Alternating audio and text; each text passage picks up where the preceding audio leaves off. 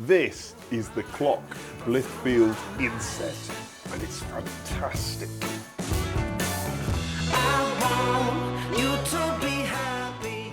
They only make one size, and it's built to the British standard, which is 16 inches wide and 22 inches tall. It's got this sort of facade that sticks around the outside, so it will fit some slightly larger sizes as well. But this makes it suitable for a lot of people and a fantastically easy way of switching from an old inefficient open fire to something that is super clean, super efficient, and barrels out way more heat with probably less than half the fuel. Okay, let's light up our first inset in quite a while. It's different because it's an inset, but the deal is the same. Bigger logs at the base, slowly work them up, and obviously prioritize gaps over everything else. Then we'll have a fire lighter, and today we'll have some rather nice yellow matches. Okay, so we've lit our fire. You remove your camera, push your door just ajar, like that. So it's just catching. And these two vents, it's important that they're spun round clockwise, so they're both fully open.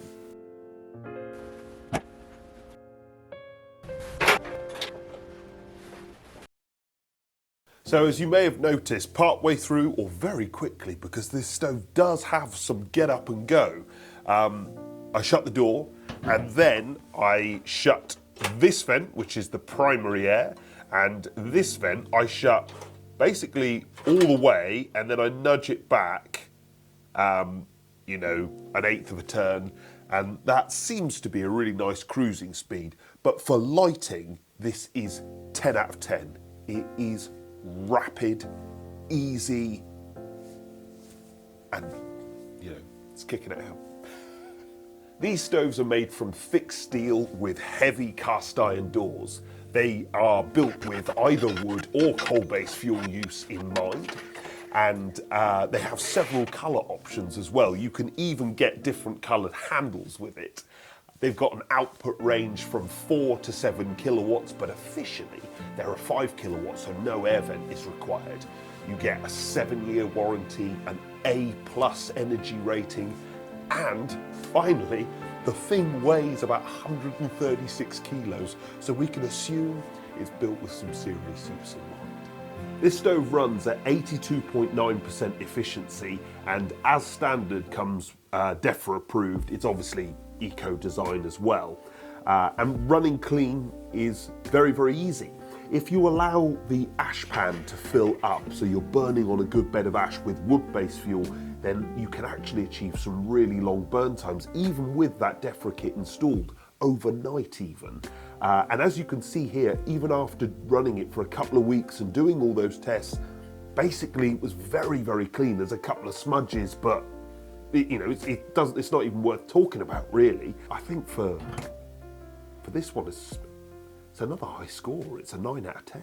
Okay, so the first thing to say is we've obviously got the clock handle, which not everybody loves, but I really do. It's finished beautifully, and it also winds in and out so that you can adjust it. As the ropes age, you can tighten it up, which is just fantastically useful. Yes, it gets hot, but we get some gloves with the stove, so that really doesn't matter to me at all. The next question is spillage. How do we get on there? And this stove's still full of fuel and we've still got flames, so this is right at the time where we should be getting spillage, but we're not. I can breathe in easy. And even, you know, I'll put on some new fuel, and you know, I've waited a few seconds. Often you're starting to get smoke straight away as things start to catch, but I've not got any issue yet again. We then can talk about the build of this stove. It is very heavy, very toughly built, and the other key thing is when you're making a 16-inch inset stove, there's only so much space. Everyone's working with the same thing, but they've built theirs out slightly. Now that's a design that can be a mistake, because often you'll see these flat screen insets and they've got very, very good convection systems. When you build it out, you potentially lose all that efficiency, but actually they haven't. They've got a really good solution to the convection, and the heat output that I'm getting from this rivals some freestanding stoves, which is phenomenal. The other thing with having it built out like this is we've got so much more space. We can get so much more utility out of it. I can load it up, shut it down and run it overnight. I can, if I'm going out for a few hours, I can fit 3 logs on this. Some stoves you can only fit a couple of little bits on, and you're having to reload every hour. So that's a really, really key point. We've also got the very smart clock tool, which you can drag the ash down, you can take the ash pan out, so that makes things nice and easy. And then, even though this is DEFRA approved as standard, then we get to the wonderful clock controls, anti-clockwise to close it down and clockwise to turn it up. And so if we turn it all up, look at that. That's brand new fuel.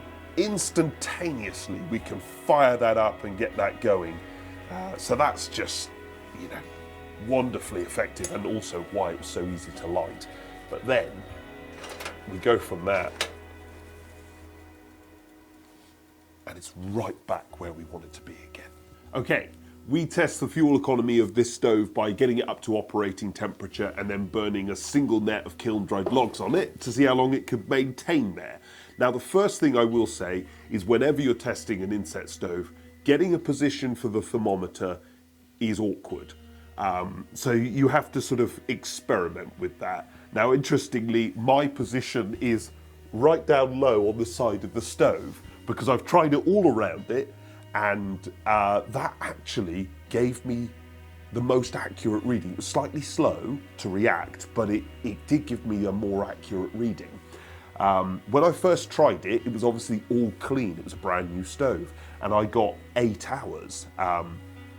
But if you allowed all the ash to build up and allowed it to stodge, you could get it to go better and better and better. So I figured this has an immediate sort of quite a dramatic change in character.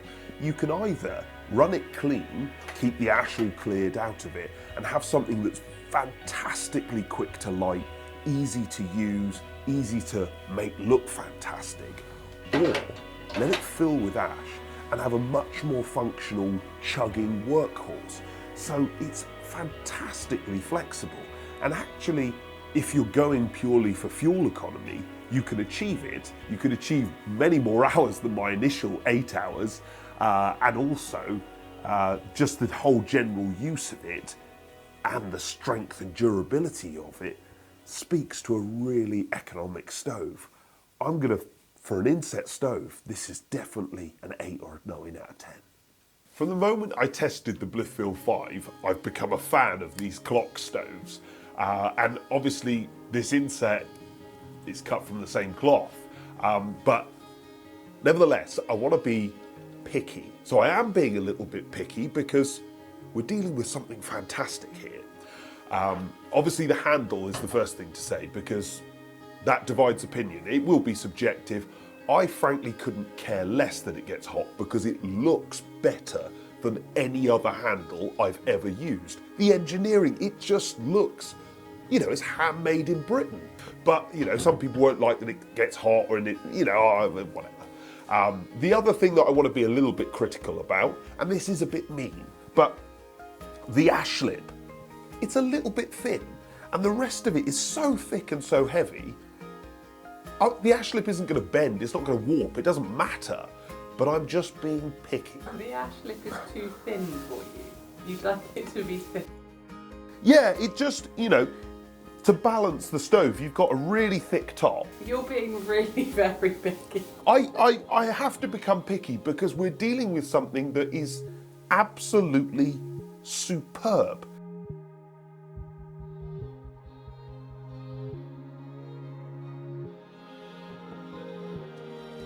as far as insets are concerned, Clock just raised the game for a whole nother segment of this industry. Just take the spillage, no problem.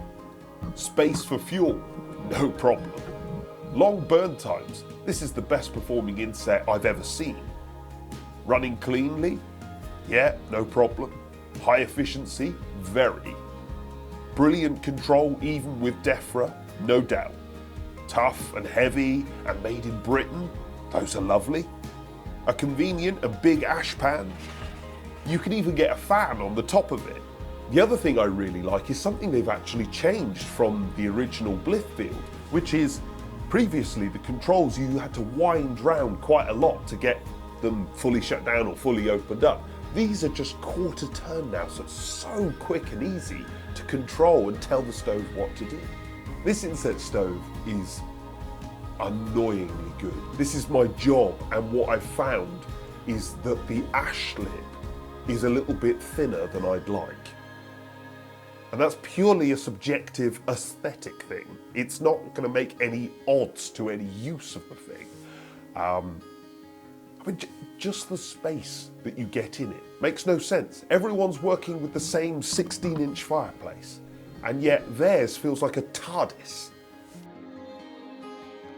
Maybe I'm just going to have to decide I don't like the handle either.